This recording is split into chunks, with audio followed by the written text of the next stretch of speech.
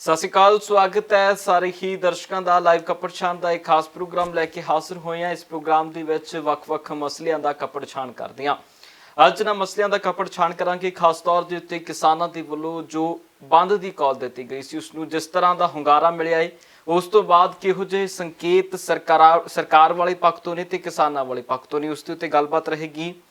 ਤੇ ਨਾਲ ਹੀ ਗੱਲਬਾਤ ਕਰਾਂਗੇ ਪੰਜਾਬ ਸਰਕਾਰ ਦੇ ਵੱਲੋਂ ਲਗਾਤਾਰ ਪਿਛਲੇ ਕਈ ਦਿਨਾਂ ਤੋਂ ਅਖਬਾਰਾਂ ਦੇ ਵਿੱਚ ਇਸ਼ਤਿਹਾਰ ਜਿਹੜੇ ਦਿੱਤੇ ਜਾ ਰਹੇ ਨੇ, ਜਿਨ੍ਹਾਂ ਦੇ ਪਿੱਛੇ ਕਿਤੇ ਨਾ ਕਿਤੇ ਪ੍ਰਸ਼ਾਂਤ ਕਿਸ਼ੋਰ ਦੀ ਰਣਨੀਤੀ ਕੰਮ ਕਰ ਰਹੀ ਹੈ। ਇਸ ਦੇ ਉੱਤੇ ਗੱਲਬਾਤ ਰਹੇਗੀ ਤੇ ਨਾਲ ਹੀ ਗੱਲਬਾਤ ਕਰਾਂਗੇ ਖਾਸ ਤੌਰ ਦੇ ਉੱਤੇ ਜੋ ਮਸਲੇ ਪੰਜਾਬੀ ਭਾਸ਼ਾ ਨੂੰ ਲੈ ਕੇ ਉੱਠ ਰਹੇ ਨੇ, ਉਸ ਦੇ ਉੱਤੇ ਸੁਖਦੇਵ ਸਿੰਘ ਢੀਂਡਸਾ ਦਾ ਵੀ ਖਾਸ ਬਿਆਨ ਹੈ, ਉਸ ਤੇ ਵੀ ਗੱਲਬਾਤ ਰਹੇਗੀ ਤੇ ਨਾਲ ਹੀ ਵੱਖ-ਵੱਖ ਮਸਲਿਆਂ ਦੇ ਉੱਤੇ ਚਰਚਾ ਪ੍ਰੋਗਰਾਮ ਦੇ ਦੌਰਾਨ ਕਰਦੇ ਜਾਵਾਂਗੇ। ਸਭ ਤੋਂ ਪਹਿਲਾਂ ਡੱਲਾ ਸਾਹਿਬ ਦਾ ਸਵਾਗਤ, ਫਿਰ ਇੱਕ ਇੱਕ ਕਰਕੇ ਸਵਾਲਾਂ ਦੇ ਵੱਲ ਵਧਦੇ ਹਾਂ। ਡੱਲਾ ਜੀ ਸਵਾਗਤ ਹੈ ਜੀ। ਬਹੁਤ ਧੰਨਵਾਦ ਜੀ। ਦੁਨੀਆ ਭਰ ਦੇ ਪੰਜਾਬੀਆਂ ਦਾ ਹੀ ਬਹੁਤ ਬਹੁਤ ਧੰਨਵਾਦ ਗਗਨ ਜੀ, ਤੁਹਾਡਾ ਵੀ ਬਹੁਤ ਬਹੁਤ ਧੰਨਵਾਦ। ਤੁਸੀਂ 1:30-2 ਵਜੇ ਤੱਕ ਇਸ ਸ਼ੋਅ ਨੂੰ ਜਿਹੜਾ ਹੈਗਾ ਉਹ ਸ਼ੁਰੂ ਕਰਦੇ ਹੋ, 2-2:30 ਵੱਜ ਜਾਂਦੇ ਕਈ ਵਾਰੀ ਮੁਕੰਮਲ ਕਰਦੇ ਹੋ ਜੀ। ਤੇ ਡੱਲਾ ਸਾਹਿਬ, ਗੱਲਬਾਤ ਇਸ ਪ੍ਰੋਗਰਾਮ ਦੇ ਵਿੱਚ ਜਿਹੜੀ ਮੁਖਤਾਰ ਅੰਸਾਰੀ ਦੀ ਵੀ ਜ਼ਰੂਰ ਅੱਗੇ ਚੱਲ ਕੇ ਕਰਾਂਗੇ, ਪਰ ਸਭ ਤੋਂ ਪਹਿਲਾਂ ਕਿਸਾਨਾਂ ਦੇ ਅੰਦੋਲਨ ਨੂੰ ਕਿੱਦਾਂ ਵੇਖਦੇ ਹੋ ਜੋ ਬੀਤੇ ਦਿਨਾਂ ਬੰਦ ਰਿਹਾ ਹੈ? ਹੁੰਗਾਰਾ ਬਹੁਤ ਵਧੀਆ ਰਿਹਾ, ਪੰਜਾਬ ਹੋਵੇ, ਹਰਿਆਣਾ ਹੋਵੇ, ਯੂਪੀ ਹੋਵੇ ਜਾਂ ਫਿਰ ਹੋਰ ਬਾਕੀ ਇਲਾਕਿਆਂ ਦੀ ਗੱਲ ਕਰੀਏ, ਕਿਹੋ ਜਿਹਾ ਵੇਖਦੇ ਹੋ ਉਸ? ਦੇਖੋ ਗਗਨ, ਮੈਂ ਕੱਲ੍ਹ ਵਾਲੇ ਸ਼ੋਅ 'ਚ ਵੀ ਗੱਲ ਕੀਤੀ ਸੀ ਕਿ ਭਾਰਤ ਬੰਦ ਕਿਹੋ ਜਿਹਾ ਰਹਿੰਦਾ ਹੈ, ਕਿਸਾਨ ਅੰਦੋਲਨ ਔਰ ਕਿਸਾਨਾਂ ਦੀ ਭੂਮਿਕਾ ਇਸ ਅੰਦੋਲਨ ਦੇ ਵਿੱਚ ਇਹ ਬਹੁਤ ਨਵੀਂ ਤਰ੍ਹਾਂ ਦੇ ਟ੍ਰੈਂਡ ਹੈ ਜਿਹੜੇ ਉਹ ਦਿਖਾਊਗੀ, ਸਾਨੂੰ ਰਾਹ ਦਿਖਾਊਗੀ। ਔਰ ਮੈਂ ਇਹ ਦੇਖ ਰਿਹਾ ਕਿ ਮੁਲਕ ਦੇ ਵਿੱਚ ਜਿਹੜਾ ਇਹ ਬੰਦ ਹੋਇਆ ਇਹਨੂੰ ਭਰਵਾਂ ਹੁੰਗਾਰਾ ਮਿਲਿਆ।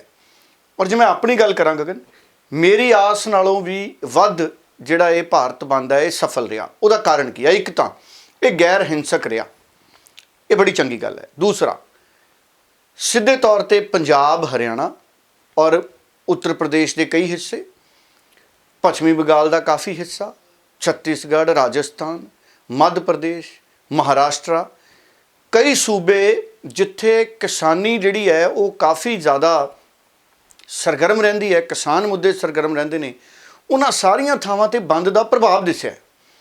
ਸੋ ਕੁੱਲ ਮਿਲਾ ਕੇ ਹੁਣ ਮੈਂ ਇਹ ਕਹਿ ਸਕਦਾ ਕਿ ਜਿਹੜਾ ਇਹ ਬੰਦ ਸੀ, ਕਿਤੇ ਘੱਟ ਹੋਵੇ ਵੱਧ ਹੋਵੇ ਗੱਲ ਵੱਖਰੀ ਹੈ, ਪਰ ਇਹ ਸੱਚਮੁੱਚ ਹੀ ਭਾਰਤ ਬੰਦ ਸੀ। ਭਾਰਤ ਦੇ ਪੂਰੇ ਹਿੱਸਿਆਂ ਦੇ ਵਿੱਚ ਜਿਹੜਾ ਕਿਸਾਨਾਂ ਦੀਆਂ ਮੰਗਾਂ ਨੇ ਉਹਨਾਂ ਨੂੰ ਸਮਰਥਨ ਜਿਹੜਾ ਨਜ਼ਰ ਆਇਆ। ਔਰ ਕੇਂਦਰ ਦੀ ਸਰਕਾਰ ਔਰ ਸਾਰੀਆਂ ਜਿਹੜੀਆਂ ਏਜੰਸੀਆਂ ਨੇ, ਚੌਕਸੀ ਏਜੰਸੀਆਂ ਨੇ, ਉਹ ਵੀ ਇਹ ਮਹਿਸੂਸ ਕਰ ਰਹੀਆਂ ਹੋਣਗੀਆਂ ਕਿ ਕਿਸਾਨਾਂ ਦੀਆਂ ਜਿਹੜੀਆਂ ਇਹ ਮੰਗਾਂ ਨੇ ਇਹਨਾਂ ਨੇ ਲੋਕ ਮਨ 'ਤੇ ਅਸਰ ਜ਼ਰੂਰ ਪਾਇਆ। ਭਾਵੇਂ ਸਾਡੇ ਦੇਸ਼ ਦਾ ਕਾਫੀ ਹਿੱਸਾ ਅਜਿਹਾ ਹੈ ਜਿਹੜਾ ਨਿਰੋਲ ਸ਼ਹਿਰੀ ਤਬਕਾ ਹੈ, ਜਿਨ੍ਹਾਂ ਨੂੰ ਖੇਤੀ ਦੇ ਪ੍ਰਬੰਧਾਂ ਦੀ, ਖੇਤੀ ਦੇ ਕੰਮਾਂ ਦੀ, ਪ੍ਰਕਿਰਿਆਵਾਂ ਦੀ ਬਹੁਤ ਹੀ ਜ਼ਿਆਦਾ ਤਕਨੀਕੀ ਜਾਣਕਾਰੀ ਨਹੀਂ ਹੈ, ਪਰ ਉਹ ਆਪਣੀ ਤੇ ਪੂਰੇ ਮੁਲਕ ਦੀ ਖੇਤੀ ਤੇ ਨਿਰਭਰਤਾ ਤੋਂ ਬੜੀ ਚੰਗੀ ਤਰ੍ਹਾਂ ਵਾਕਿਫ ਨੇ। ਸੋ ਭਾਰਤ ਜਿਹੜਾ ਸੂਬਾ, ਦੇਸ਼ ਸਾਡਾ ਖੇਤੀ ਪ੍ਰਧਾਨ ਜਿਹਨੂੰ ਸੂਬਾ ਕਿਹਾ ਜਾਂਦਾ ਹੈ, ਜਿਹ 'ਚ ਖੇਤੀ ਪ੍ਰਧਾਨ ਹੈ, 70-80% ਲੋਕ ਸਾਡੇ ਖੇਤੀ 'ਚ ਜੁੜੇ ਨੇ। ਤੇ ਅਜਿਹੇ ਮੌਕੇ ਦੇ ਉੱਤੇ ਕਿਸਾਨ ਅੰਦੋਲਨ ਦੇ ਦੌਰਾਨ ਇਸ ਭਾਰਤ ਬੰਦ ਨੂੰ ਇਸ ਤਰੀਕੇ ਦਾ ਹੁੰਗਾਰਾ ਮਿਲਣਾ, ਇਹ ਸਪਸ਼ਟ ਇਸ਼ਾਰਾ ਹੈ ਕਿ ਸਾਡੀ ਸਰਕਾਰ ਹੁਣ ਭਾਰਤ ਵਾਲੀ ਜ਼ਰੂਰ ਸੋਚੂਗੀ। ਸਾਡੀ ਸਰਕਾਰ ਇਹ ਜ਼ਰੂਰ ਸੋਚੂਗੀ ਕਿ ਕਿਸਾਨਾਂ ਦੀਆਂ ਜਿਹੜੀਆਂ ਗੱਲਾਂ ਨੇ ਉਹ ਲੋਕ ਮਨਾਂ 'ਚ ਗਈਆਂ ਨੇ ਔਰ ਇਸ ਬੰਦ ਦੇ ਵਿੱਚੋਂ ਕਿਤੇ ਨਾ ਕਿਤੇ ਜਨ ਮਾਨਸ ਦਾ ਸਮਰਥਨ ਨਜ਼ਰ ਆਇਆ। ਔਰ ਸਰਕਾਰ, ਮੈਨੂੰ ਇਹ ਵੀ ਲੱਗਦਾ ਕਿ ਸਰਕਾਰ ਜਨ ਭਾਵਨਾਵਾਂ ਦੀ ਇੱਜ਼ਤ ਕਰੂ। ਔਰ ਕਿਤੇ ਨਾ ਕਿਤੇ ਮੈਨੂੰ ਲੱਗਦਾ ਹੈ ਗਗਨ ਕਿ ਹੁਣ ਗੱਲਬਾਤ ਮੁੜ ਸ਼ੁਰੂ ਹੋਊਗੀ। ਇਹ ਗੱਲ ਵੱਖਰੀ ਹੈ ਕਿ ਹੁਣ ਚੋਣਾਂ ਦਾ ਦੌਰ ਚੱਲ ਰਿਹਾ, ਕਈ ਸੂਬਿਆਂ 'ਚ ਸਾਡੇ ਚੋਣਾਂ ਹੈ। ਇਹ ਹੋ ਸਕਦਾ ਹੈ ਕਿ ਚੋਣਾਂ ਦੇ ਦਰਮਿਆਨ ਅਗਰ ਗੱਲ ਹੋ ਜੇ, ਚੋਣਾਂ ਤੋਂ ਪਹਿਲਾਂ ਅਗਰ ਸਰਕਾਰ ਤੇ ਕਿਸਾਨਾਂ 'ਚ ਕੋਈ ਗੱਲ ਹੋ ਜੇ ਤੇ ਚੋਣਾਂ ਦੇ ਮਾਹੌਲ ਕਰਕੇ ਸਰਕਾਰ ਵੀ ਚਾਹਵੇ ਕਿ ਅਸੀਂ ਜਲਦ ਕਿਸਾਨਾਂ ਦੇ ਨਾਲ ਕੋਈ ਮਸਲਾ ਨਿਬੇੜ ਲਈਏ ਬਹਿ ਕੇ ਗੱਲਬਾਤ ਨਾਲ, ਤੇ ਜਿਹਦੇ ਨਾਲ ਜਿਹੜਾ ਕਿਤੇ ਨਾ ਕਿਤੇ ਐਂਟੀ ਇਨਕੰਬੈਂਸੀ ਜਿਹਨੂੰ ਕਹਿੰਦੇ ਨੇ, ਐਂਟੀ ਇਨਕੰਬੈਂਸੀ, ਸੱਤਾ ਵਿਰੋਧੀ ਲਹਿਰ ਇਹਨੂੰ ਕਹਿੰਦੇ ਨੇ, ਪੰਜਾਬੀ 'ਚ ਨੇੜੇ ਤੇੜੇ ਦਾ ਸ਼ਬਦ ਹੈ। ਸੋ ਸਰਕਾਰ ਨੂੰ ਹੋਊਗਾ ਕਿ ਚਲੋ ਕੋਈ ਸੱਤਾ ਵਿਰੋਧੀ ਲਹਿਰ ਜੇ ਹੋਊਗੀ ਤੇ ਅਸੀਂ ਉਹਦੇ ਤੋਂ ਬਚ ਜਾਵਾਂਗੇ। ਔਰ ਕਿਸਾਨਾਂ ਦੀ ਗੱਲ ਸੁਣਨੀ ਇਸ ਗੱਲੋਂ ਵੀ ਲਾਜ਼ਮੀ ਲੱਗਦੀ ਹੈ ਕਿ ਅੱਜ ਇਹ ਪਹਿਲਾ ਭਾਰਤ ਬੰਦ ਦਾ ਸੱਦਾ ਸੀ, ਕਿਉਂਕਿ ਕਿਸਾਨ ਸੰਗਠਨ ਪੂਰੇ ਮੁਲਕ 'ਚ ਗਗਨ ਸੰਗਠਿਤ ਹੋ ਰਹੇ ਨੇ, ਇਕੱਠੇ ਹੋ ਰਹੇ ਨੇ। ਸੋ ਇਸ ਬੰਦ ਤੋਂ ਬਾਅਦ ਮੈਨੂੰ ਲੱਗਦਾ ਹੈ ਕਿ ਕਿਸਾਨ ਅੰਦੋਲਨ, ਸੰਯੁਕਤ ਕਿਸਾਨ ਮੋਰਚੇ ਦੀਆਂ ਜਥੇਬੰਦੀਆਂ ਮੁੜ ਕਿਸੇ ਨਵੇਂ ਪ੍ਰੋਗਰਾਮ ਦਾ ਵੀ ਐਲਾਨ ਕਰ ਸਕਦੀਆਂ ਨੇ ਆਉਂਦੇ ਦਿਨਾਂ ਦੇ ਵਿੱਚ।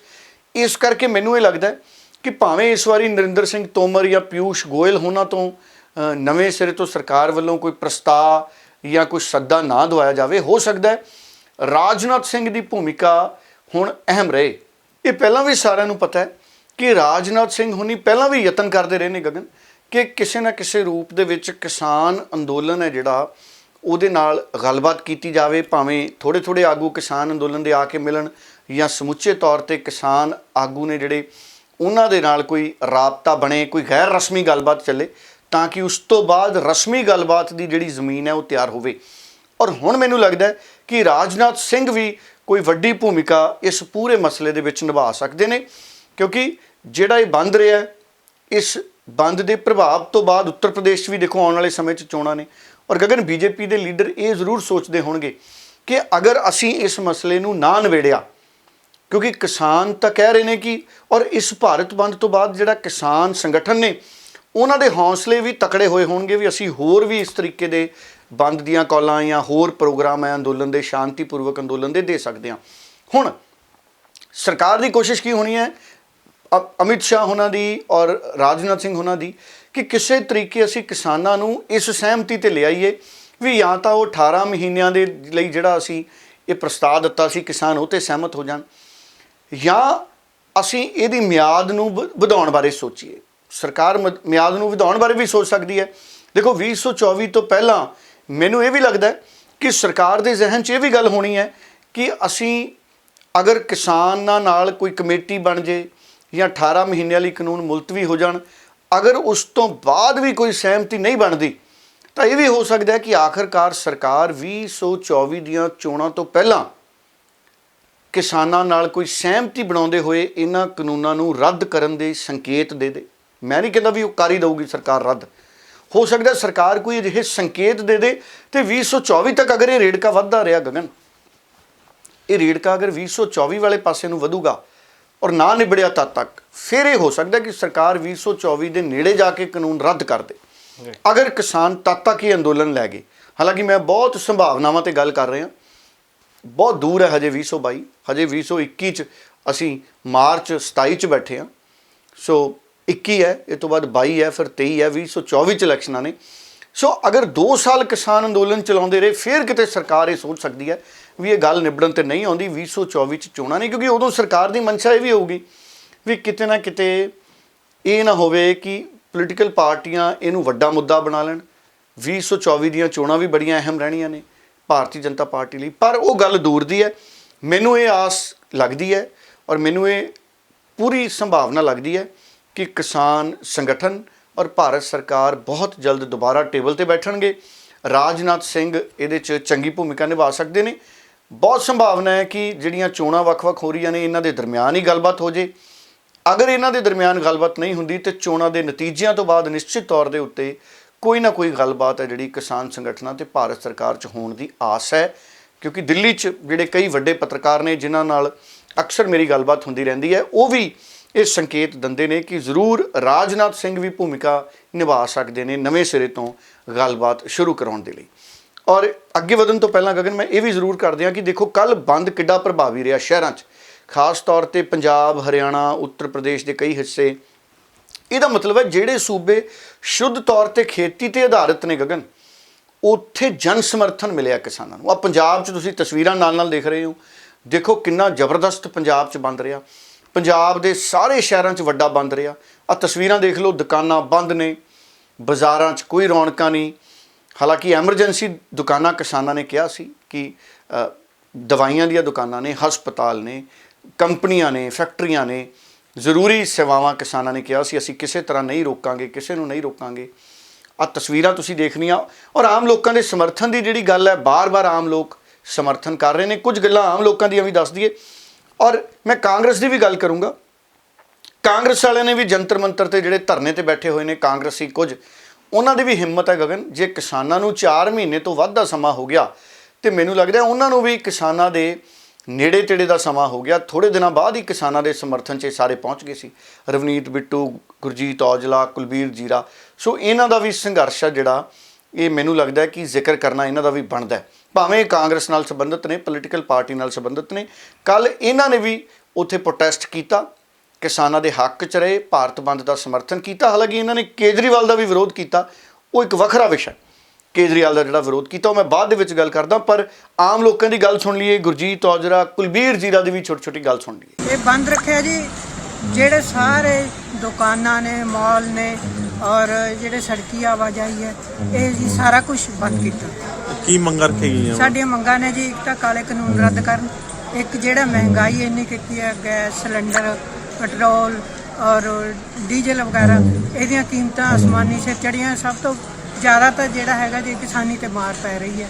ਅਸੀਂ ਕਿਸਾਨਾਂ ਦੇ ਹੱਕ ਵਿੱਚ ਸਮਰਥਨ ਕਰਦੇ ਹਾਂ, ਕਿਉਂਕਿ ਜੇ ਕਿਸਾਨ ਹੀ ਨਹੀਂ ਹੋਣਗੇ ਤਾਂ ਫੂਡ ਕਿੱਥੋਂ ਆਉਣਾ। ਕਿਸਾਨਾਂ ਤੋਂ ਬਿਨਾਂ ਇੱਥੇ ਮਾਰਕੀਟ ਚੱਲਣੀ ਬਹੁਤ ਔਖੀ ਹੈ। ਕਿਸਾਨਾਂ ਦੇ ਨਾਲ ਹੀ ਮਾਰਕੀਟ ਚੱਲਦੀ ਹੈ। ਅਸੀਂ ਕਿਸਾਨਾਂ ਦੇ ਨਾਲ ਪੂਰਾ ਸਮਰਥਨ ਕਰਦੇ ਹਾਂ। ਕਿ ਯੂਨੀਅਨ ਵੱਲੋਂ ਕੀ ਫੈਸਲਾ ਕੀਤਾ ਗਿਆ? ਆਪਣੇ ਯੂਨੀਅਨ ਵੱਲੋਂ ਇਹ ਫੈਸਲਾ ਕੀਤਾ ਗਿਆ ਕਿ ਅਸੀਂ ਪੂਰਾ ਸਮਰਥਨ ਕਿਸਾਨਾਂ ਨੂੰ ਦੇਵਾਂਗੇ ਔਰ ਬੰਦ ਦਾ ਪੂਰਨ ਸਮਰਥਨ ਕਰਦੇ ਹਾਂ। ਦਿੱਲੀ ਦੇ ਵਿੱਚ ਕੇਜਰੀਵਾਲ ਜੀ ਦੀ ਸਰਕਾਰ ਹੈ। ਇੱਕ ਧਰਨਾ ਸਿਰਫ ਹੈ, ਉਹ ਤੁਹਾਡਾ ਇੱਥੇ ਜੰਤਰ ਮੰਤਰ ਵਿਖੇ 110 ਦਿਨ ਹੋ ਗਏ ਹੈ। ਮੈਂਬਰ ਪਾਰਲੀਮੈਂਟ ਸਾਹਿਬ ਤੇ ਨਾਲ ਐਮਐਲਏ ਸਾਹਿਬ ਅਸੀਂ ਦੇ ਰਹੇ ਹਾਂ ਸਾਰੇ ਇੱਥੇ। ਤੁਸੀਂ ਇਹ ਦੇਖੋ ਕਿ ਇੰਨੇ ਦਿਨਾਂ ਦੇ ਵਿੱਚ ਦਿੱਲੀ ਦੇ ਵਿੱਚ ਕੇਜਰੀਵਾਲ ਸਾਹਿਬ ਜਿਹੜੇ 400 ਕਿਲੋਮੀਟਰ ਕਦੀ ਤਾਂ ਯੂਪੀ ਨੂੰ ਚਲੇ ਜਾਂਦੇ ਆ, ਕਦੀ ਪੰਜਾਬ ਨੂੰ ਚਲੇ ਜਾਂਦੇ, ਕਦੀ ਹਰਿਆਣੇ ਚਲੇ ਜਾਂਦੇ, ਕਦੀ ਉੱਤਰਾਖੰਡ ਜਾਂਦੇ ਆ। ਆਪਣੀ ਦਿੱਲੀ ਦੇ ਵਿੱਚ ਉਹਨਾਂ ਦਾ ਇੱਕ ਵੀ ਧਰਨਾ ਕੇਂਦਰ ਸਰਕਾਰ ਦੇ ਵਿਰੋਧ 'ਚ ਨਹੀਂ ਹੈਗਾ। ਅੱਜ ਜਿਹੜਾ ਪੂਰਾ ਭਾਰਤ ਜਿਹੜਾ ਅੱਜ ਜਿਹੜਾ ਕਿ ਬੰਦ ਦਾ ਸਮਰਥਨ ਕਰ ਰਿਹਾ ਹੈ, ਔਰ ਇਹਨਾਂ ਨੂੰ ਜਿੰਨਾ ਚਿਰ ਕਿਸਾਨਾਂ ਦੇ ਨਾਲ ਬੈਠ ਕੇ ਕੋਈ ਪ੍ਰੋਪਰ ਮੀਟਿੰਗ ਨਹੀਂ ਕੀਤੀ ਜਾਂਦੀ, ਉਹਨਾਂ ਚਿਰ ਤਿੰਨੇ ਕਾਲੇ ਕਾਨੂੰਨਾਂ ਦਾ ਜਿਹੜਾ ਕੋਈ ਹੱਲ ਜਿਹੜਾ ਉਹ ਨਹੀਂ ਨਿਕਲ ਸਕਦਾ। ਜਿੰਨੀ ਯਾਰ ਸੰਯੁਕਤ ਕਿਸਾਨ ਮੋਰਚੇ ਨੇ ਐਲਾਨ ਕੀਤਾ, ਚਾਹੇ ਉਹ ਭਾਰਤ ਬੰਦ ਹੋਵੇ, ਚਾਹੇ ਕੋਈ ਹੋਰ ਕਾਲ ਹੋਵੇ, ਤਾਂ ਮੈਂ ਇੱਕ ਚੀਜ਼ ਵੇਖੀ ਹੈ ਕਿ ਕੇਜਰੀਵਾਲ ਦਾ ਚਿਹਰਾ ਜਿਹੜਾ ਉਹ ਜਿਹੜਾ ਕਿ ਨੰਗਾ ਹੋਇਆ ਹੈ। ਔਰ ਤੁਸੀਂ ਵੀ ਦੇਖਿਆ, ਤੁਸੀਂ ਬਾਜ਼ਾਰਾਂ ਦੇ ਵਿੱਚ ਤੁਸੀਂ ਮੇਰੇ ਨਾਲ ਆਣ ਕੇ ਗੱਲ ਕੀਤੀ ਕਿ ਅੱਜ ਬਾਜ਼ਾਰ ਖੁੱਲ੍ਹੇ ਨੇ। ਔਰ ਮੈਂ ਕੇਜਰੀਵਾਲ ਸਾਹਿਬ ਪੁੱਛਣਾ ਚਾਹੁੰਦਾ ਕਿ ਬਾਘੇ ਪੁਰਾਣੇ ਜਾ ਕੇ ਤੁਸੀਂ ਕਿਸਾਨਾਂ ਦਾ ਸਮਰਥਨ ਕਰ ਸਕਦੇ ਹੋ, ਜਦੋਂ ਕਿ ਪੰਜਾਬ ਦੇ ਕਿਸਾਨ ਜਿਹੜੇ ਨੇ ਉਹ ਤੁਹਾਡੀ ਦਿੱਲੀ ਆਣ ਕੇ ਬੈਠੇ ਨੇ। ਦਿੱਲੀ ਦੇ ਵਿੱਚ ਤੁਸੀਂ ਉਹਨਾਂ ਦਾ ਸਮਰਥਨ ਨਹੀਂ ਕਰਦੇ। ਸਾਰਿਆਂ ਦੀ ਗੱਲ ਸੁਣੀ। ਦੇਖੋ, ਅਰਵਿੰਦ ਕੇਜਰੀਵਾਲ ਦਾ ਵੀ ਵਿਰੋਧ ਕਰਤਾ। ਦੇਖੋ ਗਗਨ, ਕਿਤੇ ਨਾ ਕਿਤੇ ਮੁੱਦਾ ਸਿਆਸੀ ਇਸ ਤਰ੍ਹਾਂ ਬਣ ਜਾਂਦਾ ਕਿ ਅਰਵਿੰਦ ਕੇਜਰੀਵਾਲ ਪੰਜਾਬ 'ਚ ਆਏ, ਉਹਨਾਂ ਨੇ ਮਹਾ ਪੰਚਾਇਤ ਕੀਤੀ, ਚਲੋ ਸਿਆਸੀ ਰੈਲੀ ਵੀ ਸੀ ਇੱਕ ਤਰ੍ਹਾਂ ਦੀ। ਵਿਰੋਧੀ ਕਹਿੰਦੇ ਕਾਂਗਰਸ ਵਾਲੇ ਕਿ ਦਿੱਲੀ 'ਚ ਕਿਸਾਨਾਂ ਦੇ ਹੱਕ 'ਚ ਅਰਵਿੰਦ ਕੇਜਰੀਵਾਲ ਕੁਝ ਨਹੀਂ ਕਰ ਰਹੇ। ਸੋ ਇਹ ਉਹ ਇਸ ਤਰੀਕੇ ਦੇ ਇਲਜ਼ਾਮ ਨੇ ਜਿਹੜੇ ਕਾਂਗਰਸ ਵਾਲਿਆਂ ਨੇ ਲਾਏ ਨੇ। ਹਾਲਾਂਕਿ ਭਗਵੰਤ ਮਾਨ ਹੋਣੀ ਕਹਿੰਦੇ ਵੀ ਕੇਜਰੀਵਾਲ ਤਾਂ ਦਿੱਲੀ 'ਚ ਕਿਸਾਨਾਂ ਦੀ ਮਦਦ ਹੀ ਬਹੁਤ ਕਰ ਰਿਹਾ, ਉਹ ਸਾਡੀ ਸਰਕਾਰ ਤਾਂ ਹਰ ਵਕਤ ਉੱਥੇ ਕਿਸਾਨਾਂ ਦੇ ਨਾਲ ਹੈ। ਇਹ ਸਾਰਿਆਂ ਦੇ ਆਪਣੇ ਆਪਣੇ ਤਰਕ ਨੇ ਗਗਨ ਜੀ। ਟਟੇਲਾ ਸਾਹਿਬ, ਇਸ ਦੇ ਨਾਲ ਹੀ ਬੀਤੇ ਦਿਨ ਇੱਕ ਘਟਨਾ ਬੜੀ ਚਰਚਾ ਦੇ ਵਿੱਚ ਰਹੀ ਹੈ। ਗੁਜਰਾਤ ਦੇ ਵਿੱਚ ਇੱਕ ਪ੍ਰੈਸ ਕਾਨਫਰੰਸ ਅਹਿਮਦਾਬਾਦ ਦੇ ਵਿੱਚ ਚੱਲ ਰਹੀ ਸੀ, ਜਿਸ ਪ੍ਰੈਸ ਕਾਨਫਰੰਸ ਦੇ ਵਿੱਚ ਕਿਸਾਨ ਆਗੂ ਮੌਜੂਦ ਸੀ। ਉਹਨਾਂ ਕਿਸਾਨ ਆਗੂਆਂ ਨੂੰ ਇਸ ਚੱਲਦੀ ਪ੍ਰੈਸ ਕਾਨਫਰੰਸ ਦੇ ਵਿੱਚੋਂ ਹਿਰਾਸਤ 'ਚ ਲਿਆ ਗਿਆ। ਇਸ ਮਸਲੇ ਨੂੰ ਕਾਫੀ ਵੱਡੇ ਪੱਧਰ ਦੇ ਉੱਤੇ ਕਈ ਜਗ੍ਹਾ ਤੇ ਇਸ ਦੀ ਨਖੇਦੀ ਹੋ ਰਹੀ ਹੈ, ਕਿਸਾਨ ਆਗੂਆਂ ਦੇ ਵੱਲੋਂ ਨਖੇਦੀ ਕੀਤੀ ਗਈ ਹੈ। ਕਿੱਦਾਂ ਵੇਖਦੇ ਹੋ ਇਸ ਪੂਰੀ ਘਟਨਾਕ੍ਰਮ ਨੂੰ ਤੁਸੀਂ? ਦੇਖੋ, ਮੈਨੂੰ ਇਹ ਲੱਗਦਾ ਹੈ ਕਿ ਤਸਵੀਰਾਂ ਵੀ ਆਈਆਂ ਨੇ, ਯੋਗਿੰਦਰ ਯਾਦਵ ਉਹਨਾਂ ਨੇ ਸੋਸ਼ਲ ਮੀਡੀਆ ਦੇ ਉੱਤੇ ਸ਼ੇਅਰ ਕੀਤਾ, ਔਰ ਜਿਹੜੇ ਕਿਸਾਨ ਆਗੂ ਨੇ ਰਕੇਸ਼ ਟਕੈਤ, ਉਹਨਾਂ ਦਾ ਵੀ ਸੋਸ਼ਲ ਮੀਡੀਆ ਦਾ ਜਿਹੜਾ ਵਰਕ ਹੈ ਉਹਦੇ ਉੱਪਰ ਪੇਜ, ਉਹਨਾਂ ਦਾ ਸੋਸ਼ਲ ਮੀਡੀਆ ਦਾ ਪਲੇਟਫਾਰਮ ਹੈ ਜਿਹੜਾ, ਉਹਦੇ ਉੱਪਰ ਵੀ ਉਹਨਾਂ ਦਾ ਬਿਆਨ ਆਇਆ, ਜਿਹਦੇ ਵਿੱਚ ਉਹਨਾਂ ਨੇ ਕਿਹਾ ਕਿ ਇਸ ਤਰ੍ਹਾਂ ਦੀਆਂ ਘਟਨਾਵਾਂ ਨਹੀਂ ਹੋਣੀਆਂ ਚਾਹੀਦੀਆਂ ਸੀ। ਦੇਖੋ, ਉੱਥੋਂ ਅਹਿਮਦਾਬਾਦ ਦੇ ਜਿਹੜਾ ਪ੍ਰਸ਼ਾਸਨ ਹੈ ਉਹਨਾਂ ਦਾ ਵੀ ਜਵਾਬ ਇਹ ਆਇਆ ਕਿ ਜਿਹੜੀ ਪ੍ਰੈਸ ਕਾਨਫਰੰਸ ਕਿਸਾਨ ਆਗੂ ਕਰ ਰਹੇ ਸੀ, ਉਹਨਾਂ ਨੇ ਕੋਈ ਮਨਜ਼ੂਰੀ ਨਹੀਂ ਸੀ ਲਈ। ਗਗਨ, ਹੋ ਸਕਦਾ ਕੋਈ ਕੋਵਿਡ ਦੀ ਕੋਈ ਅਜਿਹੀ ਨਿਯਮਾਵਲੀ ਹੋਵੇ, ਕੋਈ ਰੂਲਸ ਹੋਣ ਅਜਿਹੇ ਕਿ ਤੁਸੀਂ ਬਿਨਾਂ ਮਨਜ਼ੂਰੀ ਲਏ ਪ੍ਰੈਸ ਕਾਨਫਰੰਸ ਨਹੀਂ ਕਰ ਸਕਦੇ। ਸੋ ਪੁਲਿਸ ਅਧਿਕਾਰੀ ਤਸਵੀਰਾਂ 'ਚ ਦੇਖਿਆ ਸਾਰਿਆਂ ਨੇ ਕਿ ਉਹਨਾਂ ਨੂੰ ਉਠਾ ਰਿਹਾ ਸੀ, ਕਿਸਾਨ ਆਗੂ ਨੂੰ ਫੜ ਕੇ ਬਾਂਹ ਤੋਂ ਕਿ ਆਓ ਆਪਾਂ ਚੱਲੀਏ। ਹਿਰਾਸਤ 'ਚ ਉਹਨਾਂ ਨੂੰ ਲਿਆ ਗਿਆ। ਨਿਸ਼ਚਿਤ ਤੌਰ 'ਤੇ ਚਲੋ ਬਾਅਦ ਦੇ ਵਿੱਚ ਉਹਨਾਂ ਨੇ ਜ਼ਰੂਰ ਉਹਨਾਂ ਨੂੰ ਛੱਡਤਾ ਹੋਣਾ, ਪਰ ਕਿਸਾਨਾਂ ਨੇ ਇਹਦੀ ਨਾਰਾਜ਼ਗੀ ਪ੍ਰਗਟ ਕੀਤੀ ਹੈ ਕਿਉਂਕਿ ਕੱਲ੍ਹ ਦਿਨ ਸੀਗਾ ਭਾਰਤ ਬੰਦ ਦਾ। ਇਸ ਮੌਕੇ ਉਹ ਪ੍ਰੈਸ ਕਾਨਫਰੰਸ ਕਰ ਰਹੇ ਸੀ ਅਤੇ ਬੀਜੇਪੀ ਦੇ ਨਾਲ ਕਿਸਾਨ ਮੋਰਚੇ ਦਾ ਰੇੜਕਾ ਤਾਂ ਜਗ ਜ਼ਾਹਰ ਹੈ। ਸੋ ਕਿਸਾਨ ਮੋਰਚੇ ਨਾਲ ਸੰਬੰਧਿਤ ਆਗੂ ਸੀ, ਸੋ ਉਹਨਾਂ ਨੂੰ ਹਿਰਾਸਤ 'ਚ ਲਿਆ, ਜਿਹਦਾ ਵਿਰੋਧ ਕੀਤਾ। ਰਕੇਸ਼ ਟਕੈਤ ਦੀ ਇੱਕ ਵਾਰੀ ਗੱਲ ਵੀ ਸੁਣਾ ਦਿੰਦੇ ਹਾਂ। ਰਕੇਸ਼ ਟਕੈਤ ਦੇਖੋ ਖੁੱਲ੍ਹ ਕੇ ਬੀਜੇਪੀ ਨੂੰ ਵੀ ਚੁਣੌਤੀ ਦੇ ਰਹੇ ਨੇ ਰਕੇਸ਼ ਟਕੈਤ, ਔਰ ਇਹਨਾਂ ਦੀ ਅਗਵਾਈ ਦੇ ਵਿੱਚ ਵੱਖ-ਵੱਖ ਲੀਡਰ ਨੇ ਜਿਹੜੇ ਉਹ ਪੱਛਮੀ ਬੰਗਾਲ ਵੀ ਗਏ, ਆਪਾਂ ਨੂੰ ਪਤਾ ਹੈ ਵੱਖ-ਵੱਖ ਸੂਬਿਆਂ 'ਚ ਵੀ ਗਏ ਨੇ। ਸੋ ਜਿਹੜੇ ਕਿਸਾਨ ਨੂੰ ਹਿਰਾਸਤ 'ਚ ਲਿਆ ਗਿਆ ਹੈਦਰਾਬਾਦ 'ਚ, ਅਹਿਮਦਾਬਾਦ 'ਚ ਗੁਜਰਾਤ ਦੇ, ਉਹਦਾ ਵਿਰੋਧ ਵੀ ਕੀਤਾ ਗਿਆ। ਰਕੇਸ਼ ਟਕੈਤ ਨੇ ਬਿਆਨ ਵੀ ਦਿੱਤਾ। ਇੱਕ ਵਾਰੀ ਰਕੇਸ਼ ਟਕੈਤ ਦਾ ਬਿਆਨ ਵੀ ਆਪਾਂ ਜ਼ਰੂਰ ਸੁਣ ਲਈਏ। ਕਦੇ ये तो पूरे देश में कहीं पर नहीं है ये हालात जो आज गुजरात में है। पहली कॉन्फ्रेंस संयुक्त मोर्चे की हुई और प्रेस होते हुए मीडिया के सामने उनको बीच में से उठा के ले जाया गया। ये गिरफ्तारी हुई है, पूर्ण रूप से हम इसकी निंदा करते हैं। और अगर उनको रात तक रिहा नहीं करा गया, और हम 4 और 5 तारीख को हमारी फेयर मीटिंग वहाँ पे है, गुजरात में मीटिंगें करेंगे, गुजरात को आज़ाद करवाएंगे, गुजरात का जो इशू है उन इशू को लेकर आगे चलेंगे, जो वहाँ के जो मामले हैं उसको लेकर आगे बढ़ेंगे। ਸੋ ਡੱਲਾ ਸਾਹਿਬ, ਇਸ ਦੇ ਨਾਲ ਹੀ ਜੀ ਹੁਣ ਅਗਲੀ ਖਬਰ ਦੇ ਕੱਪੜ ਛਾਣ ਦੇ ਵੱਲ ਵਧੀਏ ਤਾਂ ਪੰਜਾਬ ਦੇ ਵਿੱਚ ਜੇਕਰ ਅਖਬਾਰਾਂ ਆਪਾਂ ਹਰ ਰੋਜ਼ ਦੀਆਂ ਵੇਖੀਏ, ਅਖਬਾਰਾਂ ਦੇ 5ਵੇਂ 6ਵੇਂ ਪੰਨੇ ਦੇ ਉੱਤੇ ਕੈਪਟਨ ਅਮਰਿੰਦਰ ਸਿੰਘ ਦੀ ਵੱਡੀ ਸਾਰੀ ਫੋਟੋ ਦੇ ਨਾਲ ਕਈ ਗੱਲਾਂ ਲਿਖੀਆਂ ਹੁੰਦੀਆਂ ਨੇ। ਇਹ ਲਗਾਤਾਰ ਪਿਛਲੇ 1 ਹਫ਼ਤੇ ਤੋਂ ਬਾਅਦ ਦਾ ਸਮਾਂ ਹੋ ਗਿਆ ਜਦੋਂ ਤੋਂ ਹਰ ਰੋਜ਼ ਅਖਬਾਰ ਦਾ ਇਹ ਪੰਨਾ ਵੇਖਣ ਨੂੰ ਮਿਲਦਾ। ਕਿੱਦਾਂ ਵੇਖਦੇ ਹੋ ਇਸ ਜੋ ਲਗਾਤਾਰ ਕਹਿ ਦਈਏ ਕਿ ਅਖਬਾਰਾਂ ਦੇ ਵਿੱਚ ਹੁਣ ਆਪੋ ਆਪਣੇ ਵਾਅਦੇ ਗਣਾਏ ਜਾ ਰਹੇ ਨੇ? ਦੇਖੋ, ਕਈ ਅਖਬਾਰਾਂ, ਕਈ ਨਿਊਜ਼ ਵੈਬਸਾਈਟਾਂ, ਸੋ ਕਾਫੀ ਲੋਕਾਂ ਦੇ ਚੰਗੇ ਦਿਨ ਆ ਗਏ ਜਦੋਂ ਸਰਕਾਰਾਂ ਆਖਰੀ ਸਾਲ ਚਾਹੁੰਦੀਆਂ ਨੇ ਨਾ ਗਗਨ, ਤੇ ਸਰਕਾਰਾਂ ਆਪਣਾ ਵੱਡਾ ਹਿੱਸਾ ਪੈਸੇ ਦਾ ਇਸ਼ਤਿਹਾਰਾਂ ਦੇ ਰੂਪ 'ਚ ਦਿੰਦੀਆਂ ਨੇ। ਔਰ ਉਹ ਜੋ ਅਜੋਕੇ ਸਮੇਂ 'ਚ ਜੋ ਸਥਿਤੀ ਹੈ ਗਗਨ, ਜੋ ਸਥਿਤੀ ਹੈ ਪੰਜਾਬ ਵਰਗੇ ਸੂਬੇ ਦੀ, 3.25 ਲੱਖ ਕਰੋੜ ਦੇ ਕਰੀਬ ਪੰਜਾਬ ਕਰਜ਼ਾਈ ਹੈ। ਔਰ ਪ੍ਰਸ਼ਾਂਤ ਕਿਸ਼ੋਰ ਵਰਗੇ ਜਿਹੜੇ ਰਾਜਨੀਤਿਕ ਘਾੜੇ ਹੈ, ਇਹ ਸਰਕਾਰਾਂ ਨੂੰ ਆਉਂਦੇ ਹੀ ਕਹਿੰਦੇ ਨੇ ਕਿ ਜਿਹੜੀਆਂ ਸਧਾਰਨ ਉਪਲਬਧੀਆਂ ਵੀ ਨੇ, ਜਿਹੜੇ ਕੰਮ ਆਪੋ ਆਪ ਹੋਣੇ ਨੇ, ਜਿਹੜੀਆਂ ਰੂਟੀਨ ਦੀਆਂ ਸਰਕਾਰ ਦੀਆਂ ਪ੍ਰਾਪਤੀਆਂ ਨੇ, ਇਹ ਘਾੜੇ ਕਹਿੰਦੇ ਇਹਨਾਂ ਦਾ ਵੀ ਦੱਬ ਕੇ ਪ੍ਰਚਾਰ ਕਰੋ ਤਾਂ ਕਿ ਲੋਕਾਂ ਨੂੰ ਲੱਗੇ ਵੀ ਦੇਖੋ ਕਿੱਡੀ ਵੱਡੀ ਉਪਲਬਧੀ ਆਪਾਂ ਹਾਸਲ ਕਰਤੀ। ਇਹ ਚੀਜ਼ਾਂ ਦੇ ਪ੍ਰਚਾਰ ਕੀਤੇ ਜਾਂਦੇ ਨੇ। ਔਰ ਨਵਾਂ ਨਰੋਆ ਪੰਜਾਬ ਇਸ ਸਿਰਲੇਖ ਹੇਠ ਅੰਗਰੇਜ਼ੀ ਦੇ, ਹਿੰਦੀ ਦੇ, ਪੰਜਾਬੀ ਦੇ ਅਖਬਾਰਾਂ 'ਚ ਰੋਜ਼ ਪੂਰੇ ਵਰਕੇ ਦੇ ਇਸ਼ਤਿਹਾਰ ਆਉਂਦੇ ਆ। ਗਗਨ, ਇੱਕ ਵਰਕੇ ਦਾ ਇਸ਼ਤਿਹਾਰ ਅਖਬਾਰਾਂ ਦਾ ਬੜਾ ਮਹਿੰਗਾ ਹੁੰਦਾ। ਸੋ ਸਰਕਾਰ ਕੋਲੇ ਜਦੋਂ ਡਿਵੈਲਪਮੈਂਟ ਕਰਨ ਲਈ ਪੈਸਾ ਨਹੀਂ ਹੈ, ਡਿਵੈਲਪਮੈਂਟ ਰੁਕੀ ਪਈ ਹੈ। ਹਾਲਾਂਕਿ ਸਰਕਾਰ ਨੇ, ਮਨਪ੍ਰੀਤ ਬਾਦਲ ਨੇ 200 ਰੁਪਇਆ ਡਿਵੈਲਪਮੈਂਟ ਟੈਕਸ ਵੀ ਲਾਇਆ ਸੀ, ਪੰਜਾਬ ਡਿਵੈਲਪਮੈਂਟ ਟੈਕਸ 2018 ਦੇ ਵਿੱਚ, ਉਹ ਵੀ ਸ਼ੁਰੂ ਹੋ ਗਿਆ। ਬਹੁਤ ਸਾਰੇ ਅਦਾਰੇ, ਕੰਪਨੀਆਂ, ਉਹਨਾਂ ਨੂੰ ਨੋਟਿਸ ਹੋ ਗਏ ਵੀ ਇਹ ਪੁਰਾਣੇ ਟੈਕਸ ਜਿਨ੍ਹਾਂ ਨੇ ਨਹੀਂ ਭਰੇ ਤੁਸੀਂ ਭਰੋ। ਸੋ ਸਰਕਾਰ ਟੈਕਸਾਂ ਦੇ ਨਾਲ, ਮਨਪ੍ਰੀਤ ਬਾਦਲ ਦਾ 200 ਰੁਪਏ ਵਾਲਾ ਟੈਕਸ ਵੀ ਲਾਗੂ ਹੈ। ਹੁਣ ਸਰਕਾਰ ਟੈਕਸਾਂ ਨਾਲ ਪੈਸਾ ਭਰਦੀ ਹੈ ਖਜ਼ਾਨਿਆਂ 'ਚ, ਇਸ਼ਤਿਹਾਰਾਂ 'ਤੇ ਵੀ ਉਹਨਾਂ ਪੈਸਿਆਂ 'ਚੋਂ ਵਰਤੋਂ ਹੁੰਦੀ ਹੈ। ਹੁਣ ਤੁਸੀਂ ਦੇਖੋ ਕਿ ਪ੍ਰਚਾਰ ਦੇ ਕਿੰਨੇ ਸਾਧਨ ਨੇ, ਕਿ ਸਰਕਾਰ ਨੂੰ ਐਡੇ ਇਸ਼ਤਿਹਾਰ ਦੇਣੇ ਲਾਜ਼ਮੀ ਹੈ। ਕੈਪਟਨ ਅਮਰਿੰਦਰ ਸਿੰਘ ਆਪਣੇ ਇੱਕ ਮੰਤਰੀ ਦੀ ਡਿਊਟੀ ਲਾ ਦੇਣ ਵੀ ਹਰ ਰੋਜ਼ ਪ੍ਰੈਸ ਕਾਨਫਰੰਸ ਕਰਕੇ ਸਰਕਾਰ ਦੀਆਂ ਉਪਲਬਧੀਆਂ ਦੱਸੋ, ਲੈ ਸਾਰੇ ਪੰਜਾਬ 'ਚ ਗੱਲ ਪਹੁੰਚ ਜਾਣੀ ਹੈ। ਰੋਜ਼ 1 ਘੰਟਾ ਤੈਅ ਕਰ ਦੇਣ ਵੀ 3 ਤੋਂ 4 ਵਜੇ ਤੱਕ ਪੰਜਾਬ ਦੀ ਸਰਕਾਰ ਆਪਣੀਆਂ ਉਪਲਬਧੀਆਂ ਦੱਸਿਆ ਕਰੂ। ਆ ਸਾਰੇ ਟੀਵੀਆਂ ਨੇ ਲਾਈਵ ਦਿਖਾ ਦੇਣਾ, ਲੈ ਅਸੀਂ ਕੱਪੜ ਛਾਣ 'ਚ ਰੋਜ਼ ਕੱਪੜ ਛਾਣ ਕਰ ਦਿਆਂਗੇ ਉਪਲਬਧੀਆਂ ਦੀਆਂ, ਵੀ ਅੱਜ ਆਹ ਦੱਸੀਆਂ, ਅੱਜ ਆਹ ਦੱਸੀਆਂ।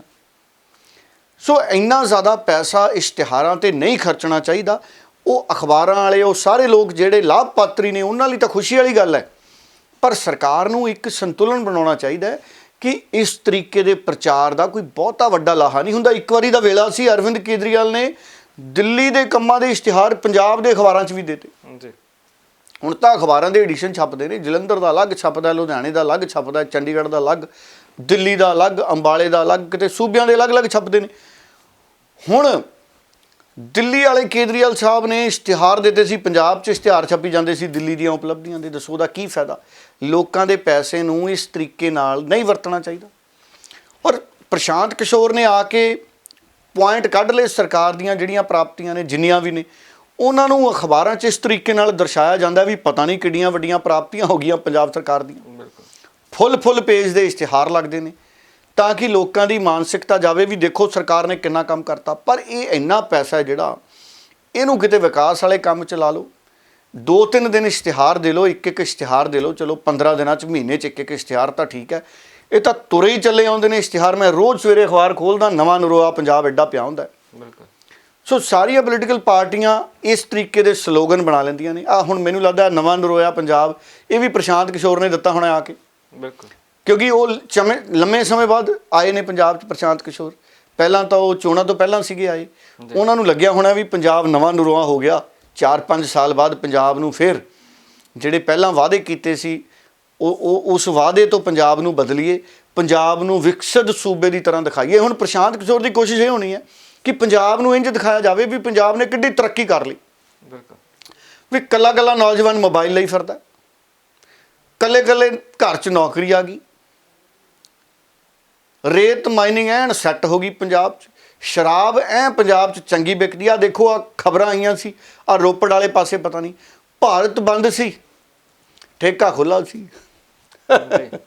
ਭਾਰਤ ਬੰਦ ਸੀ ਠੇਕਾ ਖੁੱਲ੍ਹਾ ਸੀ, ਉਹ ਫਿਰ ਬੰਦ ਕਰਾਇਆ ਲੋਕਾਂ ਨੇ ਜਾ ਕੇ ਕਹਿੰਦੇ। ਸੋ ਇਸ ਤਰੀਕੇ ਦੀਆਂ ਤਾਂ ਸਥਿਤੀਆਂ ਨੇ। ਸੋ ਹੁਣ ਪੰਜਾਬ ਨੂੰ ਬਹੁਤ ਵਿਕਸਿਤ ਤਰੀਕੇ ਨਾਲ ਦਿਖਾਇਆ ਜਾਣਾ। ਗਗਨ ਆਪਣਾ ਵੀ ਮਾਨਸਿਕਤਾ ਚੇਂਜ ਹੋ ਜਾਣੀ, ਤੁਸੀਂ ਦੇਖਿਓ ਕਿਤੇ ਇਹ ਨਾ ਹੋਵੇ ਆਪਾਂ ਵੀ ਰੋਜ਼ ਇਸ਼ਤਿਹਾਰ ਪੜ੍ਹ ਸੋਚਣ ਲੱਗ ਜਾਈਏ ਵੀ ਦੇਖੋ ਜੀ ਪੰਜਾਬ ਕਿੱਡਾ ਨਵਾਂ ਨਰੋਆ ਹੋ ਗਿਆ, ਪੰਜਾਬ ਕਿੱਡਾ ਬਦਲ ਗਿਆ। ਗਗਨ ਆਪਾਂ ਐਡੇ ਵਿਕਸਿਤ ਸੂਬੇ 'ਚ ਰਹਿੰਦੇ ਹਾਂ, ਆਪਾਂ ਕਹਿਣਾ ਬੰਦ ਕਰੋ ਕੱਪੜ ਛਾਣ, ਪੰਜਾਬ ਤਾਂ ਐਡੀ ਤਰੱਕੀ ਕਰ ਗਿਆ। ਤੁਸੀਂ ਕਹਿਣਾ ਵੀ ਡੱਲਾ ਜੀ ਤੁਸੀਂ ਆਹ ਕੀ ਕਹੀ ਜਾਂਦੇ ਹੋ, ਅਖਬਾਰ ਪੜ੍ਹਿਆ ਕਰੋ ਸਵੇਰੇ। ਇਹੋ ਜਿਹੇ ਇਸ਼ਤਿਹਾਰ ਛਪ ਰਹੇ ਨੇ ਨਾ, ਔਰ ਪੂਰੇ ਸਵਾਦ ਵਾਲੇ ਅੰਕੜੇ ਕੱਢਦੇ ਨੇ ਇਸ਼ਤਿਹਾਰਾਂ 'ਚ। ਕਈ ਗੱਲਾਂ ਇਹੋ ਜਿਹੀਆਂ ਲਿਖੀਆਂ ਹੁੰਦੀਆਂ ਜਿਹੜੀਆਂ ਬੜੀਆਂ ਸਧਾਰਨ ਹੁੰਦੀਆਂ, ਲੇਕਿਨ ਉਹ ਜਦੋਂ ਇਸ਼ਤਿਹਾਰ 'ਚ ਛਪ ਜਾਂਦੀ ਹੈ ਉਹਨੂੰ ਪ੍ਰਾਪਤੀ ਦੇ ਤੌਰ 'ਤੇ ਦਿਖਾ ਦਿੱਤਾ ਜਾਂਦਾ ਹੈ। ਮੈਨੂੰ ਲੱਗਦਾ ਕਿ ਸਰਕਾਰਾਂ ਇਸ ਤਰੀਕੇ ਦੇ ਇਸ਼ਤਿਹਾਰ ਨਾ ਦੇਣ ਲੱਗ ਜਾਣ ਵੀ ਮੁਲਾਜ਼ਮਾਂ ਨੂੰ ਇੰਨੇ ਕਰੋੜਾਂ ਦੀਆਂ ਤਨਖਾਹਾਂ ਦਿੱਤੀਆਂ, ਉਹ ਵੀ ਉਪਲਬਧ, ਅੱਜ ਦੇ ਸਮੇਂ 'ਚ ਤਨਖਾਹ ਦੇਣਾ ਵੀ ਉਪਲਬਧੀ ਹੈ ਸਰਕਾਰ ਦੀ, ਪਰ ਇਸ਼ਤਿਹਾਰਾਂ 'ਤੇ ਬਹੁਤ ਜ਼ਿਆਦਾ ਪੈਸਾ ਲੱਗ ਰਿਹਾ। ਇਹ ਘਟਾਉਣਾ ਚਾਹੀਦਾ। ਕੈਪਟਨ ਅਮਰਿੰਦਰ ਐਡੇ ਵੱਡੀ ਸ਼ਖਸੀਅਤ ਨੇ, ਕੈਪਟਨ ਅਮਰਿੰਦਰ ਆਪ ਰੋਜ਼ ਅੱਧਾ ਘੰਟਾ ਫੇਸਬੁੱਕ ਤੇ ਲਾਈਵ ਹੋ ਜਾਇਆ ਕਰਨ, ਸਾਰੇ ਚੈਨਲਾਂ ਨੇ ਕੈਪਟਨ ਅਮਰਿੰਦਰ ਦਿਖਾਈ ਜਾਣੇ ਆ। ਅਸੀਂ ਵੀ ਕੱਪੜ ਛਾਣ 'ਚ ਦਿਖਾ ਦਿੰਦੇ ਹਾਂ ਕੈਪਟਨ ਅਮਰਿੰਦਰ ਉਹਨਾਂ ਨੇ ਵੀ ਆਹ ਗੱਲਾਂ ਕੀਤੀਆਂ ਨੇ, ਕਿਸੇ ਮੰਤਰੀ ਦੀ ਡਿਊਟੀ ਲਾ ਦੇਣ, ਰੋਜ਼ ਇੰਨਾ ਕੁਛ ਛਾਪ ਕੇ ਪੈਸੇ ਲਾ ਕੇ ਸੂਬੇ ਦੇ ਖਜ਼ਾਨੇ ਤੇ। ਇਹ ਵੀ ਇੱਕ ਬੋਝ ਹੈ, 3.25 ਲੱਖ ਕਰੋੜ ਦੇ ਕਰੀਬ ਪੰਜਾਬ ਕਰਜ਼ਾਈ ਹੈ, ਪਤਾ ਨਹੀਂ ਇਹ ਕਰਜ਼ਾ ਕਦੋਂ ਮੁੱਕਣਾ ਜਾ ਕੇ, ਇਹ ਆਪਣੇ ਸਿਰ ਹੀ ਪੈਣਾ ਭਵਿੱਖ 'ਚ। ਬਿਲਕੁਲ। ਸੋ ਇਹਨਾਂ ਗੱਲਾਂ ਦੇ ਵੱਲ ਸਰਕਾਰਾਂ ਨੂੰ ਵੀ ਜਿਹੜਾ ਜ਼ਰੂਰ ਧਿਆਨ ਦੇਣਾ ਚਾਹੀਦਾ, ਕਿਉਂਕਿ ਆਮ ਲੋਕਾਂ ਦੀ ਜੇਬ ਦੇ ਵਿੱਚੋਂ ਜਿਹੜੀ ਇਸ਼ਤਿਹਾਰਬਾਜ਼ੀ ਹੁੰਦੀ ਹੈ ਇਹ ਕਿਤੇ ਨਾ ਕਿਤੇ ਆਮ ਲੋਕਾਂ ਦੇ ਸਿਰ ਦੇ ਉੱਤੇ ਬਹੁਤ ਭਾਰੀ ਪੈਂਦੀ ਹੈ। ਜਾਇਜ਼ ਇਸ਼ਤਿਹਾਰ ਲੱਗ ਜਾਣ ਉਹ ਠੀਕ ਹੈ, ਉਹ ਜ਼ਰੂਰੀ ਵੀ ਹੈ। ਬਿਲਕੁਲ। ਜਿਵੇਂ ਸਾਡੇ ਖਾਸ ਦਿਨ ਨੇ, ਸਾਡੇ ਗੁਰੂਆਂ ਦੇ ਦਿਨ ਨੇ, ਕੋਈ ਦਿਨ ਤਿਉਹਾਰ ਹੈ, ਉਸ ਮੌਕੇ ਮੁਬਾਰਕਬਾਦ ਛਾਪ ਦਿਓ ਅਖਬਾਰਾਂ 'ਚ ਇਸ਼ਤਿਹਾਰ। ਉਹ ਚਲੋ ਅਖਬਾਰ ਵਾਲੇ ਵੀ ਉਸ ਦਿਨ ਖੁਸ਼ ਹੋ ਜਾਣਗੇ ਵੀ ਸਾਨੂੰ ਵੀ ਸ਼ਗਨ ਮਿਲ ਗਿਆ ਅਖਬਾਰ ਦੇ ਕਾਗਜ਼ ਦਾ। ਬਿਲਕੁਲ। ਸੋ ਉਹ ਦਿਨ ਠੀਕ ਨੇ। ਤੇ ਡੱਲਾ ਸਾਹਿਬ ਇਸ ਦੇ ਨਾਲ ਹੀ ਇੱਕ ਮਸਲਾ ਬੜਾ ਗੰਭੀਰ ਹੁਣ ਪੰਜਾਬੀ ਭਾਸ਼ਾ ਨੂੰ ਲੈ ਕੇ ਫਿਰ ਉੱਠਦਾ ਜਾ ਰਿਹਾ ਹੈ। ਸੁਖਦੇਵ ਸਿੰਘ ਢੀਂਡਸਾ ਉਹਨਾਂ ਦਾ ਬਿਆਨ ਇਸ ਦੇ ਉੱਤੇ ਆਇਆ ਹੈ। ਸੁਖਦੇਵ ਸਿੰਘ ਢੀਂਡਸਾ ਨੇ ਕਹਿੰਦੇ ਕਿ ਪਾਰਲੀਮੈਂਟ ਦੇ ਵਿੱਚ ਵੀ ਇਸ ਸਬੰਧ ਦੇ ਵਿੱਚ ਵੀ ਚਰਚਾ ਕਰਾਂਗੇ। ਕਿੱਦਾਂ ਵੇਖਦੇ ਹੋ? ਜਿਹੜੇ ਦੇਖੋ ਦੇਸ਼ ਦੇ ਵਿੱਚ ਨਾ ਨਵੀਂ ਜਿਹੜੀ ਸਿੱਖਿਆ ਨੀਤੀ ਆ ਉਹ ਪ੍ਰਸਤਾਵਿਤ ਹੈ। ਬਹੁਤ ਸਾਰੇ ਬੁੱਧੀਜੀਵੀ ਲਗਾਤਾਰ ਗੱਲਾਂ ਕਰਦੇ ਨੇ ਵੀ ਜਿਹੜੀ ਨਵੀਂ ਪ੍ਰਸਤਾਵਿਤ ਸਿੱਖਿਆ ਨੀਤੀ ਹੈ ਉਹਦੇ 'ਚ 8 ਸੂਬਾਈ ਭਾਸ਼ਾਵਾਂ ਨੇ ਜੀ, ਪਰ ਉਹ 'ਚ ਪੰਜਾਬੀ ਨਹੀਂ ਹੈ। ਸੋ 8 ਪ੍ਰਦੇਸ਼ਿਕ ਭਾਸ਼ਾਵਾਂ ਸ਼ਾਮਲ ਨੇ, ਪੰਜਾਬੀ ਨਹੀਂ ਸ਼ਾਮਲ। ਔਰ ਪੰਜਾਬੀ ਦੇਖੋ ਦੁਨੀਆ 'ਚ ਕਿੱਥੇ ਕਿੱਥੇ, ਭਾਰਤ ਨੂੰ ਤਾਂ ਮਾਣ ਹੋਣਾ ਚਾਹੀਦਾ ਪੰਜਾਬੀ ਤੇ, ਹੈ ਜੀ। ਦਿੱਲੀ ਸਾਰੀ ਪੰਜਾਬੀਆਂ ਦੀ ਹੈ, ਮੱਧ ਪ੍ਰਦੇਸ਼, ਮਹਾਰਾਸ਼ਟਰ ਕਿੰਨੇ ਪੰਜਾਬੀ, ਉੱਤਰ ਪ੍ਰਦੇਸ਼ ਕਿੰਨੇ ਪੰਜਾਬੀ, ਰਾਜਸਥਾਨ 'ਚ ਕਿੰਨੇ ਪੰਜਾਬੀ। ਔਰ ਪੰਜਾਬੀ ਭਾਸ਼ਾ ਉਹ ਹੈ ਸਾਰੇ ਬੋਲ ਲੈਂਦੇ ਨੇ, ਮੋਦੀ ਸਾਹਿਬ ਵੀ ਬੋਲ ਲੈਂਦੇ ਹੋਣੇ ਪੰਜਾਬੀ, ਅਮਿਤ ਸ਼ਾਹ ਵੀ ਬੋਲ ਲੈਂਦੇ ਹੋਣੇ ਪੰਜਾਬੀ, ਰਾਜਨਾਥ ਸਿੰਘ ਉਹਨਾਂ ਨੇ ਤਾਂ ਕਿੰਨੇ ਜਕਾਰੇ ਛੱਡੇ ਨੇ ਉਹਨਾਂ ਦੇ ਸੰਮੇਲਨਾਂ 'ਚ, ਉਹਨਾਂ ਦੀਆਂ ਸਟੇਜਾਂ 'ਤੇ ਪੰਜਾਬੀਆਂ ਨੇ। ਮੋਦੀ ਸਾਹਿਬ ਦੇ ਸਿਰ 'ਤੇ ਵੀ ਦਸਤਾਰ ਸਜਾਈ ਹੈ, ਦੇਖੋ ਕਿੰਨੀ ਇੱਜ਼ਤ ਦਿੱਤੀ ਹੈ। ਔਰ ਪੰਜਾਬੀ ਭਾਸ਼ਾ ਦਾ ਪ੍ਰਦੇਸ਼ਿਕ ਭਾਸ਼ਾਵਾਂ 'ਚ ਸ਼ਾਮਲ ਨਾ ਹੋਣਾ ਇਹ ਚਿੰਤਾ ਦਾ ਵਿਸ਼ਾ। ਔਰ ਸਾਰੇ ਪੰਜਾਬੀਆਂ ਨੂੰ ਔਰ ਪੰਜਾਬੀ ਭਾਸ਼ਾਵਾਂ ਦੇ ਜਾਣਕਾਰਾਂ ਨੂੰ ਅਪੀਲ ਕਰਨੀ ਚਾਹੀਦੀ ਹੈ ਸਰਕਾਰ ਨੂੰ ਕਿ ਸਰਕਾਰ ਜ਼ਰੂਰ ਪੰਜਾਬੀ ਭਾਸ਼ਾ ਦਾ ਬਣਦਾ ਮਾਣ ਸਤਿਕਾਰ ਹੈ ਜਿਹੜਾ ਉਹ ਬਹਾਲ ਕਰੇ। ਔਰ ਸਰਕਾਰ ਨੂੰ ਵੱਖ-ਵੱਖ ਜਿਹੜੇ ਸਾਡੇ ਵੱਡੇ ਪੱਤਰਕਾਰ ਨੇ ਨਾ ਜੀ, ਉਹਨਾਂ ਨੂੰ ਲੇਖ ਲਿਖਣੇ ਚਾਹੀਦੇ ਨੇ। ਪੰਜਾਬੀ ਭਾਸ਼ਾ ਦਾ ਸਾਡੇ ਵਿਰਾਸਤ ਨਾਲ, ਸਾਡੀ ਸੰਸਕ੍ਰਿਤੀ ਨਾਲ ਜੁੜਾਅ ਤੇ ਉਹਦੀ ਮਹੱਤਤਾ, ਇਸ ਵਿਸ਼ੇ 'ਤੇ ਲੇਖ ਲਿਖਣੇ ਚਾਹੀਦੇ ਨੇ ਤਾਂ ਕਿ ਕੇਂਦਰ ਸਰਕਾਰ ਤੱਕ ਇਸ ਅਹਿਮੀਅਤ ਨੂੰ ਹੋਰ ਚੰਗੀ ਤਰ੍ਹਾਂ ਦਿਖਾਇਆ ਜਾ ਸਕੇ। ਕੇਂਦਰ ਸਰਕਾਰ ਤੋਂ ਭਾਵ ਉਹ ਲੋਕ ਜਿਹੜੇ ਨਵੀਂ ਸਿੱਖਿਆ ਨੀਤੀ ਬਣਾ ਰਹੇ ਨੇ, ਹੋ ਸਕਦਾ ਉਹ ਸਰਕਾਰ ਦੀ ਜਾਣਕਾਰੀ 'ਚ ਨਾ ਹੋਵੇ, ਜਿਹੜੇ ਲੋਕ ਪ੍ਰਸਤਾਵਿਤ ਏਜੰਡੇ 'ਤੇ ਕੰਮ ਕਰ ਰਹੇ ਆ, ਉਹਨਾਂ ਨੂੰ ਵੀ ਪੰਜਾਬੀ ਭਾਸ਼ਾ ਦੀ ਜਾਣਕਾਰੀ ਪੂਰੀ ਪਹੁੰਚਾਉਣੀ ਬਹੁਤ ਜ਼ਿਆਦਾ ਜ਼ਰੂਰੀ ਹੈ। ਔਰ ਸੁਖਦੇਵ ਢੀਂਡਸਾ ਨੇ ਕਿਹਾ ਕਿ ਮੈਂ ਪਾਰਲੀਮੈਂਟ 'ਚ ਵੀ ਬੋਲਣਾ ਚਾਹ ਰਿਹਾ ਸੀ ਪਰ ਮੈਨੂੰ ਵਕਤ ਨਹੀਂ ਮਿਲਿਆ, ਕਿਉਂਕਿ ਰਾਜ ਸਭਾ ਦੇ ਮੈਂਬਰ ਨੇ ਸੁਖਦੇਵ ਸਿੰਘ ਢੀਂਡਸਾ, ਅਕਾਲੀ ਦਲ ਦੇ ਕੋਟੇ 'ਚ ਰਾਜ ਸਭਾ ਦੇ ਮੈਂਬਰ ਬਣੇ ਸੀ। ਸੋ ਉਹ ਕਹਿੰਦੇ ਅਗਰ ਇਹ ਨੀਤੀ ਲਾਗੂ ਹੋਈ ਤਾਂ ਪੰਜਾਬੀ ਦੀ ਅਣਦੇਖੀ ਹੋਊਗੀ। ਸੁਖਦੇਵ ਢੀਂਡਸਾ ਦੀ ਵੀ ਇੱਕ ਵਾਰੀ ਗੱਲ ਸੁਣ ਲਈਏ। ਕਿਸਾਨ ਅੰਦੋਲਨ ਤੋਂ ਬਾਅਦ ਵੀ ਕਹਿੰਦੇ ਇਹਦੇ 'ਤੇ ਅਸੀਂ ਹੋਰ ਮਿਹਨਤ ਕਰਾਂਗੇ ਔਰ ਪੰਜਾਬੀ ਨੂੰ ਬੁਲੰਦੀਆਂ 'ਤੇ ਲੈ ਕੇ ਜਾਵਾਂਗੇ। ਤੇ ਡੱਲਾ ਸਾਹਿਬ ਇਸ ਦੇ ਨਾਲ ਹੀ ਜਾਂਦੇ ਆਪਾਂ ਜਿਹੜੇ ਕੋਵਿਡ ਦੇ ਆંકੜੇ ਨੇ ਤਾਜ਼ੇ ਉਹਨਾਂ ਆંકੜਿਆਂ 'ਤੇ ਜ਼ਰੂਰ ਨਿਗਾਹ ਮਾਰੀ, ਕਿਉਂਕਿ ਲਗਾਤਾਰ ਇਹ ਚਰਚਾਵਾਂ ਨੇ ਕਿ ਦੇਸ਼ ਦੇ ਵਿੱਚ ਲਗਾਤਾਰ ਵੱਧਦੇ ਆંકੜੇ ਹੁਣ ਕਿਤੇ ਨਾ ਕਿਤੇ ਚਿੰਤਾ ਦਾ ਵਿਸ਼ਾ ਜ਼ਰੂਰ ਬਣਦੇ ਜਾ ਰਹੇ ਨੇ। ਦੇਖੋ ਨਿਸ਼ਚਿਤ ਤੌਰ ਦੇ ਉੱਤੇ ਗਗਨ, ਕੋਵਿਡ ਦੀ ਸਥਿਤੀ ਪੰਜਾਬ ਦੇ ਵਿੱਚ ਵੀ ਕਾਫੀ ਜ਼ਿਆਦਾ ਚਿੰਤਾ ਵੱਲ ਇਸ਼ਾਰਾ ਕਰ ਰਹੀ ਹੈ। ਸਾਨੂੰ ਸਾਰਿਆਂ ਨੂੰ ਬਹੁਤ ਸਾਵਧਾਨੀ ਵਰਤਣ ਦੀ ਲੋੜ ਹੈ। ਔਰ 3176 ਕੇਸ ਨੇ ਜਿਹੜੇ ਕੱਲ੍ਹ 26 ਮਾਰਚ ਨੂੰ ਆਏ ਨੇ।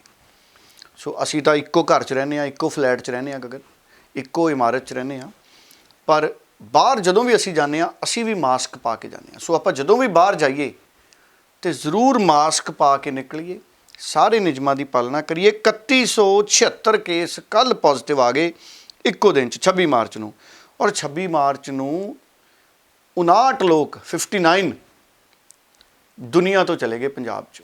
ਦੇਖੋ ਇਹ ਕਿੱਡਾ ਵੱਡਾ ਅੰਕੜਾ ਹੈ ਗਗਨ।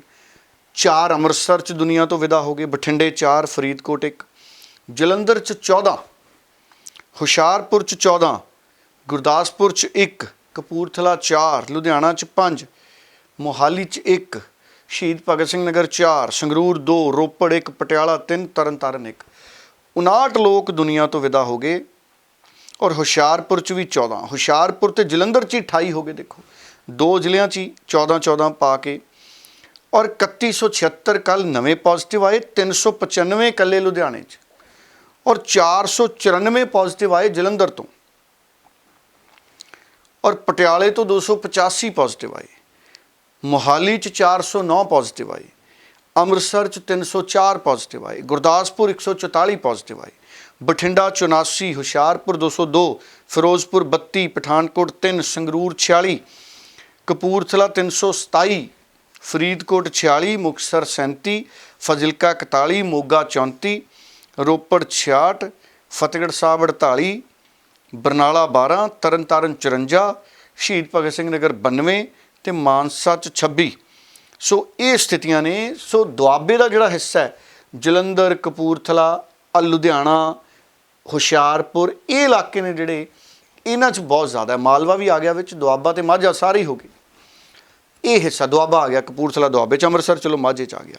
ਸੋ ਜ਼ਰੂਰ ਸਾਡੇ ਲਈ ਇਹ ਚਿੰਤਾ ਵਾਲੀਆਂ ਸਥਿਤੀਆਂ ਨੇ, ਔਰ ਸਾਨੂੰ ਪੂਰੇ ਨਿਯਮਾਂ ਦਾ ਪਾਲਣਾ ਕਰਨਾ ਚਾਹੀਦਾ ਹੈ, ਔਰ ਬਚਾਅ ਰੱਖਣਾ ਚਾਹੀਦਾ ਹੈ। ਕਿਸੇ ਨੂੰ ਵੀ ਅਗਰ ਬੁਖਾਰ ਹੋਵੇ ਮਾਮੂਲੀ ਜਿਹਾ ਵੀ, ਆਪਣੇ ਆਪ ਨੂੰ ਘਰ 'ਚ ਅਲੱਗ ਕਮਰੇ 'ਚ ਰੱਖੋ, ਔਰ ਬਾਕੀ ਪਰਿਵਾਰ ਤੋਂ ਦੂਰ ਰਹੋ। ਖਾਣਾ ਪੀਣਾ ਆਪਣਾ ਅਲੱਗ ਕਰੋ, ਪਰਿਵਾਰ ਨੂੰ ਕਹੋ ਦਰਵਾਜ਼ੇ ਦੇ ਬੂਹੇ ਤੇ ਖਾਣਾ ਰੱਖ ਦੇਣ, ਆਪਣਾ ਚੱਕ ਕੇ ਖਾਓ।